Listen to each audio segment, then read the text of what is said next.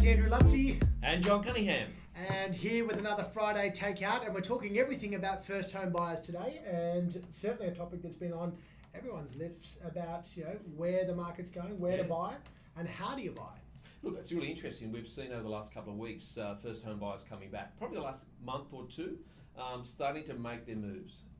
But there's a lot of questions. They're actually coming to saying, how do I do this? What do I do? When's the best time? How do I buy? So Andrew, from your perspective, looking at those questions, in other words, where's the best place to buy as a first home buyer? What type of property to buy? And how's the funding going in that space? And that's a really good question, because what most people start off with a good aspiration to get into the property market, and it is good. Everyone wants to get on the property ladder, but really taking that first step and knowing how to do it is usually the hardest part. And no one wants to buy, let's face it, in a down market. But ironically, for a first home buyer, it couldn't be a better time to get into the marketplace, particularly while cash rates are relatively low. So we might touch on some of those things about how we can put you in a better position to be competitive for the first homeowner market, but also to have enough squared away in the bank to make sure you're not over paying for bank costs and so on as well. So that 20% deposit thing's still so applicable, particularly with the APRA requirements. Yes. And if you're not putting that 20% up, you're looking at mortgage insurance. That's an extra cost on top of your mortgage every week. So the clear thing is to get enough deposit. And the irony of that is the fact that you only need about 5% these days, between 5 and 10%, to actually exchange a contract. So a lot of people are happy to take 5%, you find? Yeah, I mean, gone are the days where, every seller wants a 10% deposit, and that's what most agents will push for, and we'll always try and get that 10% deposit. So let's say you buy a property for $700,000, and those values were, not that long ago, where you couldn't buy a property under $800,000 on the lower northern beaches. So it's come down significantly. But let's just say, for this argument, we buy a property for $700,000, a 10% deposit is $70,000. Now, it takes quite a while to save up that sort of money. But equally, most agents will accept a 5% deposit. And it's not that uncommon that I'd say almost 80-90% of properties will exchange on 5% deposits. Now, the interesting thing is that there's two ways you can exchange on a contract. The first one is you can exchange immediately. You agree on the price with the agent, you have your solicitor review the contract, and you exchange with 0.25% deposit.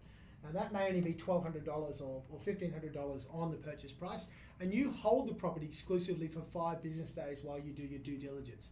Check out how the building strata is looking, and then also arrange your particular finance and put that in place. Now, you may borrow money from mum and dad or other family members, or you might borrow it from the bank, and that's exactly what you're talking about. Yeah, well, that's right. I mean, when you look at that, getting that deposit together, that's one whole separate question of where the source of funds is. But when you go, okay, well, what have I got to do to get myself in a position where I get a loan approved? And having that front-ended, in other words, talk to a great broker, make sure that Smartmove are our guys, they're fantastic. Check out down there. Yeah, check that out. But the thing about that is that unless you really front-end all those details with the broker and make sure that you've got all the information, what's your credit rating? In fact, what's your spending is what they're really looking for now, isn't it? Living expenses. Make sure that's all front-ended. Don't think that you can put that all together between the time you exchange and the time you get the final approval, because that's going to blow out. That's going to take a good 10 to 15 days, and you have to extend your cooling off. Do that all up front. And I think that's the thing that we're really learning, is that a lot of people still don't understand the importance of that in getting from there to phase 1 to phase 2 in that sale process. So really concentrate on making sure you front end all those details. Yeah, absolutely. Well, and then you're more prepared for what's going to happen next. Absolutely. So I think that's, and at the end of those 5 business days, you have to pay the balance of either a 5% or a 10% deposit.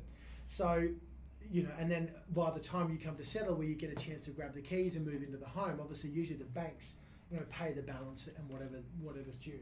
Yeah, so on that, if you look at, say, what's happening in the DY market as a good example, there's quite an abundance of stock available. So things that were $750, these days you can almost pick them up in the mid to high sixes. So that's a reality.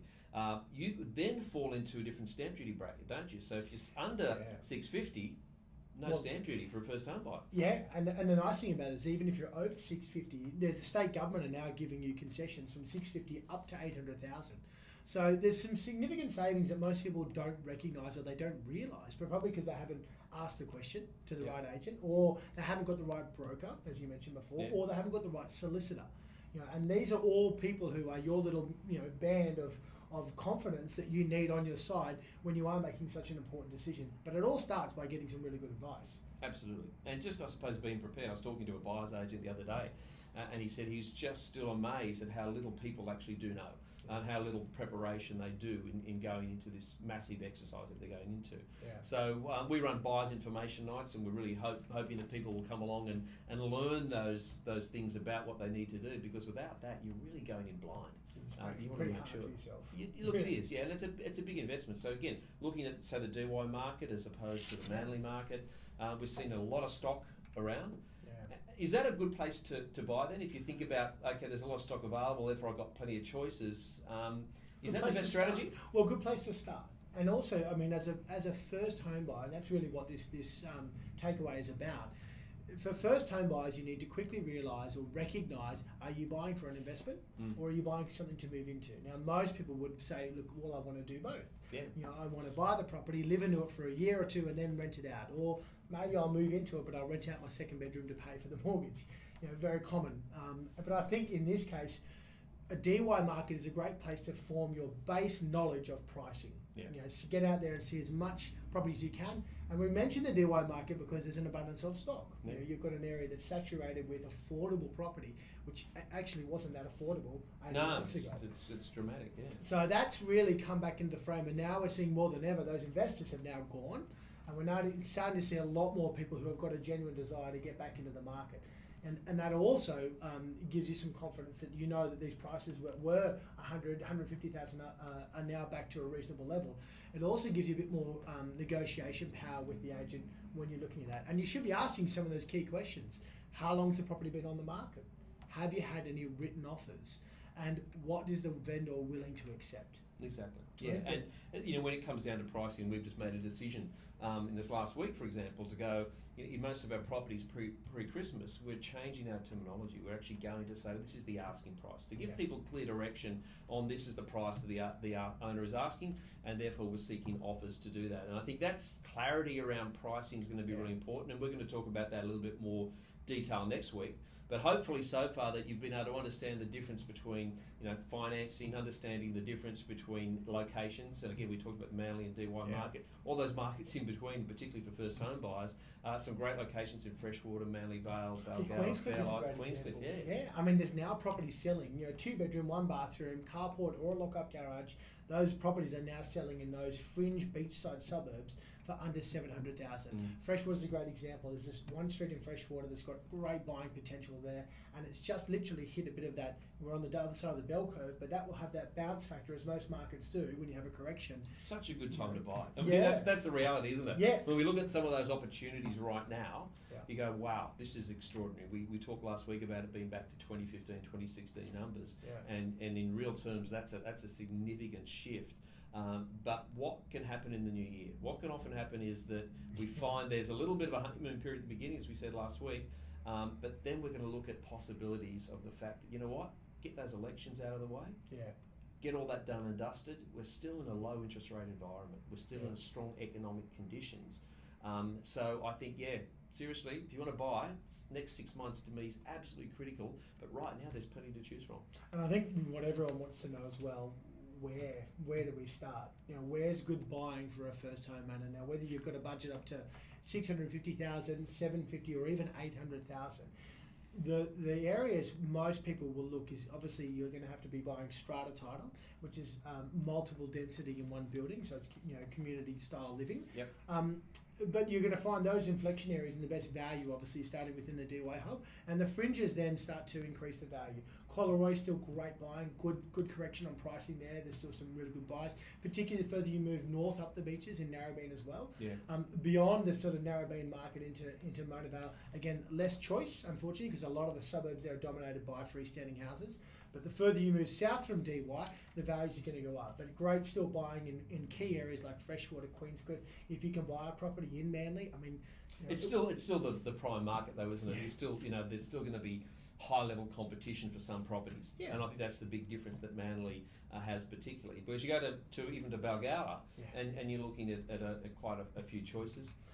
We're but selling a couple of 2-bedders in Ballagalla now with parking, for $750. I mean, that sort of stuff again just wasn't heard of in this part of the area. So 850s and 9s. 850s, 9s, and it's same with Manly. We never thought you could get a 2-bedder with parking under $1 million, and we now have a whole series of properties that have come down in values that actually are quite good buying opportunities. So I think as a first homeowner, obviously you want to know that what you're buying is good value. I don't want to spend money on my first investment, something that maybe might fall a bit further in value, but everything reaches its price point. And it does, and on all the engagement. beaches you go, you know what? There's not a bad place. Yeah. That's a reality, isn't it? Yeah. There's probably just opportunities in what I call high stock markets at the moment that I'd be looking at if I was looking, really from a budgetary point of view. And that's why we're suggesting that sort of DY region is going, you know what, there's a lot of choices, there's opportunities there. And all these areas are going to hold their values. That's the key indicator in terms of the Northern Beaches. We're in such a great location that no matter where you invest, it's going to be a great opportunity. But leverage is the key. Get out there and see what you can do, and also ask the question, because ultimately, if you don't ask the question, and have to be quite savvy about this, you can't go out there and ask the agent would they consider $100,000 less offer on a 650. I mean, most places reach a baseline level where you start getting competition again.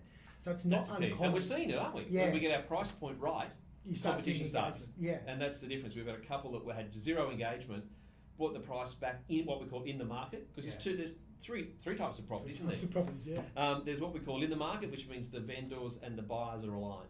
Then there's on the market, where you think, oh well, you're sort of almost there, you're in that space, but you're not quite really in the market. And then there's a lot of property, what we call out of the market. The alignment between vendor and purchaser is just too far apart. They're not going to happen. Yeah. So the ones you're after, in the market. So hopefully we've taken too much of your time already. Hopefully it's been valuable. And we'll touch base next week with some more information. Hopefully it will be of value as well. So thanks again. Feel free to reach out as well. Any questions, just shoot us through an email or get in touch. Thanks. Thanks again. Bye.